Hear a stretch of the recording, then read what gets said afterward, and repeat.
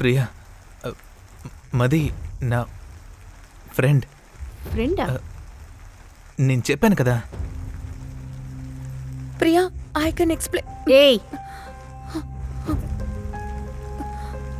ఇది నీతో పాటే ఉంటుందా? అవును ప్రియా. లేదు ప్రియా, అది సైలెంట్గా ఉండు. మది ఉండు. ప్రియా, నేను చెప్పేది విను. అదేంటంటే ఏంటో చెప్తావ్? ఏం చెప్పాలనుకుంటున్నావు?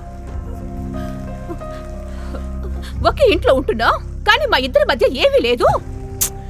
ఏ పిచ్చిదాన్ని నేను.